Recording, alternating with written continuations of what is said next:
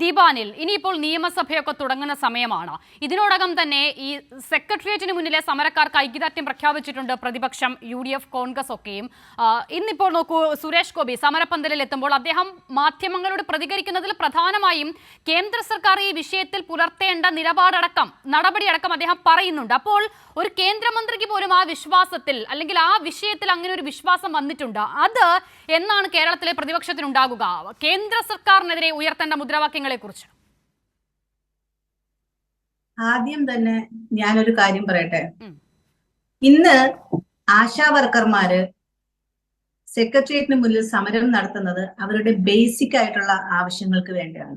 ശ്രീമതി പ്രേമ പറയുന്നത് ഇവിടെ ഞാൻ കേട്ടു, സ്ഥിരം നിയമനമാക്കണം. അതൊക്കെ വളരെ വലിയ പ്രൊസീജിയറുകളാണ്.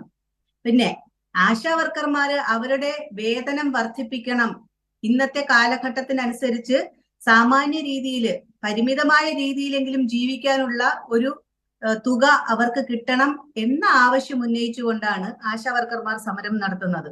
ഈ ആവശ്യം ഉന്നയിച്ചുകൊണ്ട് സമരം നടത്തിയപ്പോൾ മാത്രമാണ് CITU-വിന്റെ ആശാ വർക്കർമാരുടെ സംഘടനയ്ക്ക് ഇത് 1 വർഷം നീണ്ട സമരമൊക്കെ പ്രഖ്യാപിക്കണമെന്ന് തോന്നിയത് എന്നുള്ളത് എനിക്ക് വളരെ സന്തോഷമുണ്ട്. എന്തായാലും അവർക്ക് അങ്ങനെ ഒരു ഈ CITU-വിന്റെ കീഴിലുള്ള ആശാവർക്കർ, ശ്രീമതി പ്രേമയുടെ ഒക്കെ നേതൃത്വത്തിലുള്ള ആശാ വർക്കർമാർക്ക് ഇത് കേന്ദ്രത്തിനെതിരെങ്കിലും ഒരു സമരം നടത്തണമെന്ന് തോന്നിയല്ലോ. അതിന് ഈ സമരം ഉപകാരപ്പെട്ടല്ലോ. അതിന് നിങ്ങൾ ഈ ആശാ വർക്കർമാരോടൊന്ന് നന്ദി പറഞ്ഞു. അല്ല, അത് തെറ്റല്ലേ ദീപാനിൽ? ഈ സമരം സെക്രട്ടേറിയറ്റിന് മുന്നിലെ സമരം തുടങ്ങുന്നതിന് മുൻപ് അല്ല, അത് തെറ്റല്ലേ? താങ്കൾ പറഞ്ഞത് തെറ്റല്ലേ? ഈ സമരത്തിന് ശേഷമല്ലല്ലോ ഇപ്പോൾ CITU-വിന്റെ നേതൃത്വത്തിൽ ഇങ്ങനെ ഒരു സമരത്തിന് ആഹ്വാനം ചെയ്യുന്നത്. ഇതിനു മുൻപ്, ഇപ്പോൾ സെക്രട്ടേറിയറ്റിന് മുന്നിൽ നടക്കുന്ന സമരത്തിന് മുൻപ് ആരോഗ്യമന്ത്രിയുമായി അടക്കം ഈ വിഷയത്തിൽ ചർച്ച നടത്തുകയും ഈ ആവശ്യങ്ങൾ ഉന്നയിക്കുകയും ചെയ്തത് ആരാണ്? അതിനു മുൻപ് സംസ്ഥാന വ്യാപകമായി സമരം നടത്തിയത് ആരാണ്? ഒരുപക്ഷെ താങ്കൾ കാണാത്തത് ഈ നാട്ടിലെ മാധ്യമങ്ങൾക്കും പ്രതിപക്ഷത്തിനും ആ നിലയിലുള്ള അജണ്ട ഉള്ളത് കൊണ്ടാകും ദീപാനിൽ. പക്ഷേ എനിക്ക് കാണാൻ കഴിയുന്ന ഒരു കാര്യമുണ്ട്. ആശാ വർക്കർമാർക്ക് വേതനം കൂട്ടിക്കൊടുക്കേണ്ടത് കേന്ദ്ര ഗവൺമെന്റ് ആണ്. അവർക്ക് നേരെ എന്താ സമരം നടത്താത്തത് എന്നൊക്കെ ചോദിക്കുമ്പോ എന്റെ മുൻപിൽ 2021 പുറത്തിറക്കിയ നിങ്ങളുടെ പ്രകടന പത്രികയുണ്ട്. അതില് ആശാ വർക്കർമാർക്ക് 700 രൂപ മാസവേതനം നൽകുമെന്ന് അതിന്റെ അകത്ത് പറഞ്ഞിട്ടുണ്ട്. ആ പ്രകടന പത്രികയിൽ നിങ്ങൾ പറഞ്ഞിട്ടുള്ളതാണ്.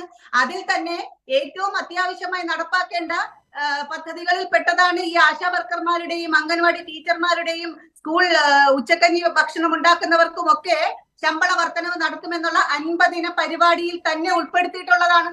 അപ്പോ സംസ്ഥാന സർക്കാരിന് അത് ചെയ്യാൻ കഴിയില്ലെങ്കിൽ നിങ്ങൾ എങ്ങനെയാണ് അങ്ങനെ പ്രകടന പത്രികയിൽ ഒരു വാഗ്ദാനം നൽകുക? അല്ല, അങ്ങനെയാണെങ്കിൽ സംസ്ഥാനം, ഇപ്പോൾ ഞാൻ പറഞ്ഞല്ലോ, ഞാൻ തുടക്കത്തിൽ പറഞ്ഞു, 2014 UDF സർക്കാർ അവസാനം അധികാരത്തിൽ നിന്ന് ഇറങ്ങുമ്പോൾ ഉണ്ടായിരുന്ന വേതനം 1000-ൽ നിന്ന് ഇന്നത് 7000 ആക്കിയിട്ടുണ്ട്.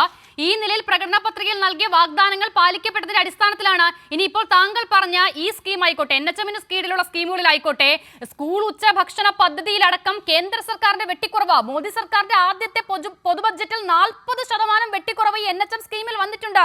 അത് മാത്രമാണോ? അവരുടെ പല പദ്ധതികളിൽ പോലും ഈ ആശാ കിരണം എന്നൊക്കെയുള്ള പേരിലുള്ള അവർക്ക് ലഭിക്കേണ്ടിയിരുന്ന ആനുകൂല്യ പദ്ധതികളിൽ വെട്ടിക്കുറവ് ഉണ്ടാക്കിയിട്ടുള്ളത് കേന്ദ്ര സർക്കാരിൽ നിന്നുമാണ്. അതിനെതിരെ എന്തുകൊണ്ട് സംസാരിക്കുന്നില്ല എന്നുള്ളതാണ് എന്റെ ചോദ്യം. കേരളത്തിന് ഉയർത്തേണ്ട ആവശ്യങ്ങൾ അവിടെ നിൽക്കട്ടെ. ഞങ്ങൾ ഇപ്പോൾ പിന്തുണ നൽകുന്നത് ഈ ആശാ വർക്കർമാരുടെ സമരത്തിനാണ്. അവരുടെ വളരെ പരിമിതമായ ബേസിക് ആയിട്ടുള്ള ആവശ്യങ്ങൾ നേടിയെടുക്കാനുള്ള അവരുടെ സമരത്തിനാണ് ഞങ്ങൾ പിന്തുണ കൊടുക്കുന്നത്. അല്ലാതെ വലിയ ഒരു സമരം നടക്കുമ്പോൾ അത് എന്താണ് നീതിയുക്തമായ സമരമാണെങ്കിൽ അതിന് പിന്തുണ നൽകേണ്ടത് ഒരു പ്രതിപക്ഷ പാർട്ടിയുടെ ഉത്തരവാദിത്വമാണ്. ഉത്തരവാദിത്തപരമായ ഒരു പ്രസ്താവനയാണ്. അല്ല, നമുക്ക് സംസാരിച്ചു പോകാം. അതുകൊണ്ടാണ് താങ്കൾ പറഞ്ഞത് വളരെ ഉത്തരവാദിത്തപരമായ സ്വീകാര്യമായ ഒരു പ്രസ്താവനയാണ്. ഒരു സമരം നടക്കുമ്പോൾ അതിന്റെ മുദ്രാവാക്യങ്ങൾ അതിൽ പിന്തുണ നൽകേണ്ടത് ഒരു പ്രതിപക്ഷത്തിന്റെ ഉത്തരവാദിത്തമാണ്. ശരി, വളരെ സ്വീകാര്യമായ സമീപനം. ഞാൻ ചോദിക്കട്ടെ, ഇപ്പോൾ സെക്രട്ടേറിയറ്റിന് മുന്നിൽ ആശാ വർക്കർമാർ സമരം നടത്തുമ്പോൾ അവരുടെ മുദ്രാവാക്യത്തെ കുറിച്ചാണല്ലോ താങ്കൾ പറഞ്ഞത്. അതിനോടൊപ്പം തന്നെ ഇപ്പോൾ PP പ്രേമയുടെ നേതൃത്വത്തിൽ CITU നടത്തുന്ന സമരത്തിൽ, ആശാ വർക്കർമാരുടെ സമരത്തിൽ അവർ ഉന്നയിക്കുന്ന പ്രധാനപ്പെട്ട ആവശ്യങ്ങളിൽ ഒന്ന് ഞങ്ങളെ തൊഴിലാളികളായി അംഗീകരിക്കണം. അത് ചെയ്യേണ്ടത് കേന്ദ്ര സർക്കാരാണ്. ആ ആവശ്യത്തോട് കേരളത്തിലെ പ്രതിപക്ഷത്തിന്റെ നിലപാട് എന്താണ്? നിങ്ങളുടെ പിന്തുണയുണ്ടോ അതിൽ?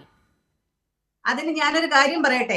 ഈ ശ്രീമതി പ്രേമയുടെ നേതൃത്വത്തിൽ ഇപ്പം നടത്തുന്ന സമരം എന്തിനു വേണ്ടിയാണെന്നും എങ്ങനെ അത് രൂപം കൊണ്ടു എന്നും കൃത്യമായി മനസ്സിലാക്കാനുള്ള ബുദ്ധിയും കഴിവും ഒക്കെ ഇന്നത്തെ പ്രതിപക്ഷത്തിനുണ്ട്.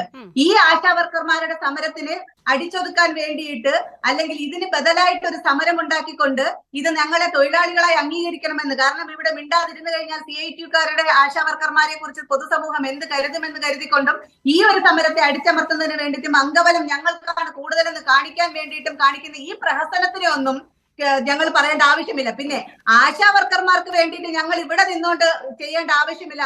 ഞങ്ങൾക്ക് 18 നമ്മുടെ MP-മാരുണ്ട്, അവരെല്ലാവരും തന്നെ അവിടെ പോകുന്നുണ്ട്, അവരവിടെ ഇതിനു വേണ്ടി പറയുന്നുമുണ്ട്.